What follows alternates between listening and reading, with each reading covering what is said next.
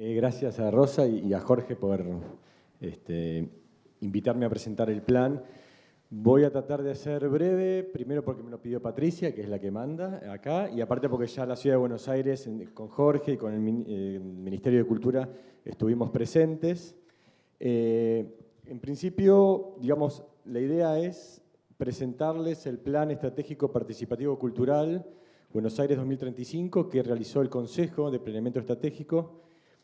Algunos ya conocen lo que es el Consejo de la Ciudad de Buenos Aires, pero puede ser que otros que estén acá presentes no conozcan esta herramienta. Y brevemente les cuento que es una de las herramientas de participación que tiene la Constitución de la ciudad, con la conformación de partidos políticos, consulta popular, audiencia pública, iniciativa popular, referéndum vinculante. Son diferentes herramientas de participación y en el artículo 19, como bien decía Jorge, aparece el Consejo de Planeamiento Estratégico, que, para resumirlo de alguna forma, ese artículo dice que el jefe de gobierno es el presidente del Consejo, que las organizaciones van a trabajar de forma honoraria y se van a dividir por sectores, y que como misión tiene realizar planes estratégicos consensuados de forma periódica y tiene iniciativa parlamentaria. Es decir, tiene iniciativa legislativa, puede presentar proyectos de ley como si fuese un diputado más y en la legislatura lo toman y recorre el camino de cualquier proyecto de ley por comisiones y demás.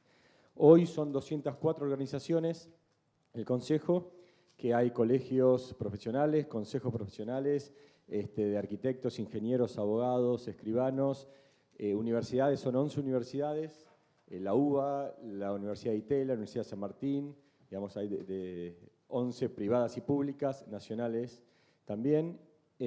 Hay cámaras, Cámara Argentina de Construcción, Cámara Argentina de Comercio, empresas del Estado, por ejemplo, SEAMSE, provincia y ciudad, Corporación Puerto Madero, que es nación y ciudad, pero también empresas de la ciudad como AUSA y ESBASE, que maneja la gestión de los subterráneos, y Sociedad Central de Arquitectos, Sociedad Científica Argentina, fundaciones, está Fundación Metropolitana, Fundación Ciudad, ICOMOS, que acá está presente, la USAL también dentro de las universidades, y partidos políticos, UCR, PRO, Partido de la Ciudad, digamos, diferentes partidos. Esto para darles una mirada de las diferentes temáticas, de las diferentes especialidades, digamos, de los que conforman, y también sus miradas que a veces se contraponen en ciertas ideas sobre la ciudad de Buenos Aires. Y ahí es donde nosotros, como unidad de coordinación, que Jorge como subsecretario comanda la unidad, tenemos que trabajar en esa articulación y en lograr los consensos para las propuestas, ya sea planes estratégicos o proyectos de ley, digamos, los productos que hace el Consejo, que tienen que salir de alguna forma en trabajo de reuniones, pero consensuados. Después hay leyes, Ley 310 y ciertas leyes donde reglamentan el Consejo y también crean a la unidad de coordinación. Y en particular nombrar algunas leyes que tienen que ver y que salen de este plan, que lo habían nombrado cuando hablaba del Ministerio de Cultura. La modificación de ley de mecenazgo que se nombró hoy, salió una de las propuestas de este plan estratégico. Después se unió también y hemos trabajado con el área del Ejecutivo. Y entre las dos propuestas que había surgió el proyecto de ley que terminó siendo aprobado en la legislatura. Y también hay un proyecto que está hoy en la legislatura, que es de preservación y puesta en valor del Parque Rivera Sur, que está en el Riachuelo y General Paz, que justamente la idea es darle un valor de patrimonio histórico, cultural y natural. Ahí es el antiguo relicto del Riachuelo, antes de ser rectificado. Y también hay la cultura querandí, tiene ahí ciertas huellas con piezas que quedaron enterradas y que se encontraron hace poco. Ahora sí, ya yendo lo que tiene que ver más con el plan, el plan viene a ser el cuarto cuaderno, como ven ahí, porque en el 2017 realizamos el Plan Estratégico Participativo, que tenía 2 cuadernos de diagnóstico y uno de la parte propositiva. Y nosotros en esta gestión hemos incorporado ciertas cuestiones metodológicas, pero sobre todo que se ve plasmado en el nombre es la P de participativo. Si todo plan estratégico ya de por sí en su definición tiene que ser participativo, pero como el Consejo es uno de los que hace los planes, pero no es el único, áreas de gobierno también realizan planes estratégicos y está muy bien eso, nosotros queríamos distinguirlos de alguna forma de los planes de las áreas de gobierno, y aparte porque la generación de este plan es, como bien dije, del Consejo. Muchas ciudades, no voy a decir todas porque obviamente no conozco toda la conformación de los planes, pero muchas ciudades realizan los planes estratégicos desde un área de gobierno e invitan a la sociedad a participar.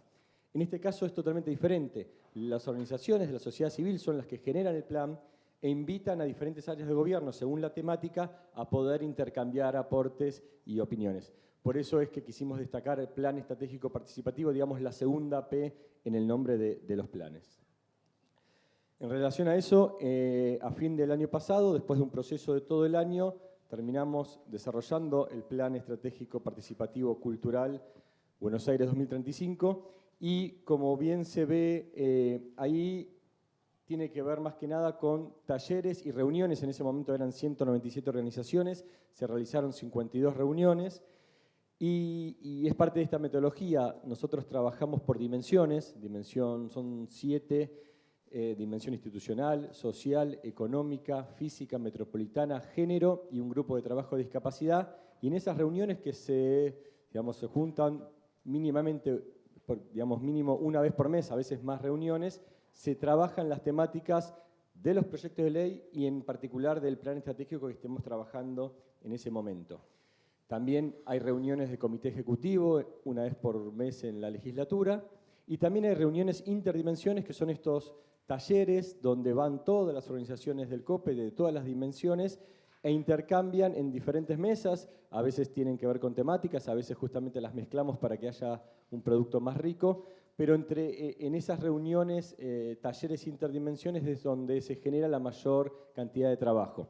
Y también realizamos seminarios con expertos, donde ahí ya es más de una forma de auditorio, donde ciertas temáticas invitamos a expertos de organizaciones del COPE o que estén por afuera del COPE.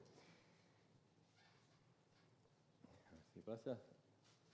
Dentro de esta metodología y en la fase de análisis, trabajamos con lo que son tendencias mundiales.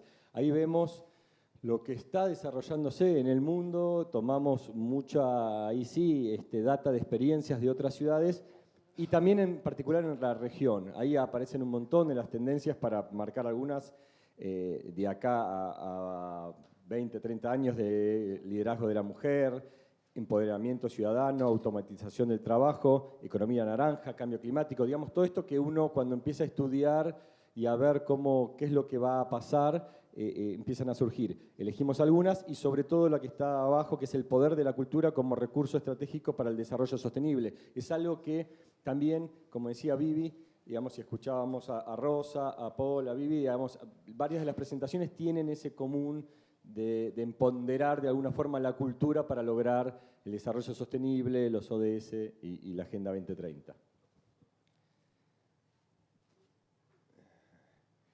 Dentro y siguiendo con la metodología y la fase de análisis, ahí ya va a aparecer, ya va a aparecer, ahí viene. Tendencias mundiales, análisis y diagnóstico, la matriz FODA, que es una de las matrices con la que trabajamos, y en particular también en este plan trabajamos con variables y factores de cambio para poder producir escenarios de forma participativa. Que esto es algo de las cuestiones más ricas que tiene el Consejo, también más difíciles, pero pudimos definir los factores de cambio, esas variables que iban a incidir en el futuro de la ciudad con una perspectiva metropolitana. Siempre cuando hablamos de la Ciudad de Buenos Aires y nosotros somos, digamos, el Consejo tiene sus límites jurisdiccionales en la ciudad, pero no vemos a la ciudad, digamos, con esos límites, sino en perspectiva metropolitana, y logramos identificar esos factores de cambio y ver cómo iban a comportarse, y en eso logramos tener 4 diferentes escenarios muy diferentes entre sí, que se desarrolló en el taller, y luego se eligió por consenso cuál era el escenario al cual queríamos llegar con este plan y con las propuestas que se iban a trabajar en el plan. Lo puedo... A ver si... ¿Pasás el otro? Ahí. Primero, no. Ahí está. Quería ir primero a este porque tiene que ver con, de alguna forma, lo que también se estuvo diciendo en las presentaciones. Nosotros tomamos a la cultura como el cuarto pilar del desarrollo sostenible, ¿sí? Ya conocemos la inclusión social, el crecimiento económico, el equilibrio ambiental como tres pilares. A partir, digamos, luego de la Agenda 2030 y hace unos años que CGLU lo tomó, Mercociudades también y CIDEU también en esa misma línea de tomar a la cultura y en este caso al acceso universal a la cultura como el cuarto pilar. Esto es parte del marco conceptual que nosotros lo tomamos, ONU, UNESCO, pero sobre todo con las redes de ciudades donde el Consejo y la unidad participa. Esto quise decirlo en principio porque también tomamos, de acuerdo a este marco conceptual, lo que se ve reflejado en el plan, que es la cultura de dos formas. Como medio en sí mismo, digamos, como fin en sí mismo, perdón, arte, música, teatros, y como medio para lograr justamente el equilibrio ambiental, la inclusión social, el crecimiento económico, el acceso a la salud, digamos, esa parte de la cultura que se ve reflejado. Ahora sí, voy para atrás. Ahora sí, que se ve reflejado en lo que es la parte, en la fase propositiva. Tenemos tres ejes, que uno es la cultura como medio para la sustentabilidad social, que en ese primer eje hay muchas líneas de acción y muchas acciones también que estuvimos escuchando en las primeras presentaciones, respeto a la diversidad cultural, el valor a la convivencia en la cultura urbana, acceso a la cultura, y ahí tiene que ver con infraestructura, normativa, apoyo y financiamiento. Hay un fortalecimiento y ampliación de los programas sobre el vínculo intergeneracional, que es lo que decía Paul en un momento, de las diferentes generaciones. Después, el segundo eje, que es mejora de la resiliencia urbana, dando respuestas basadas en la cultura.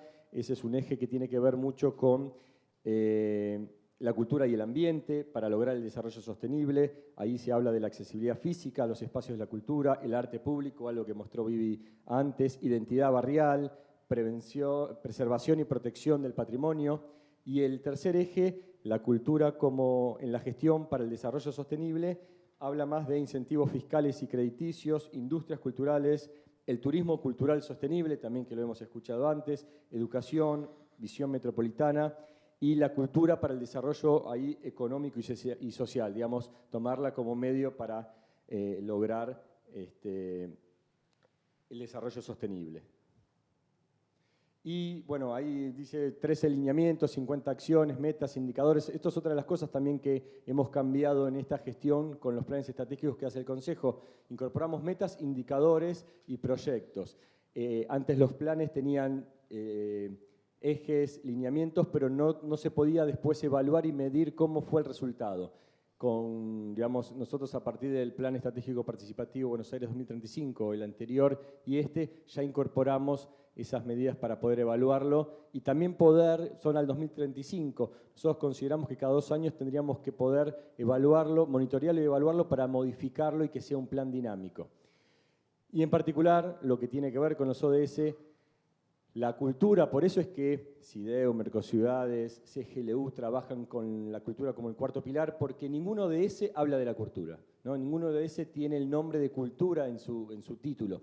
Sí aparece en diferentes acciones, en metas de diferentes ODS, objetivos, que es lo que están marcados ahí, y esos 11 de los 13 lineamientos de nuestro plan están en concordancia con esos ODS que están marcados abajo.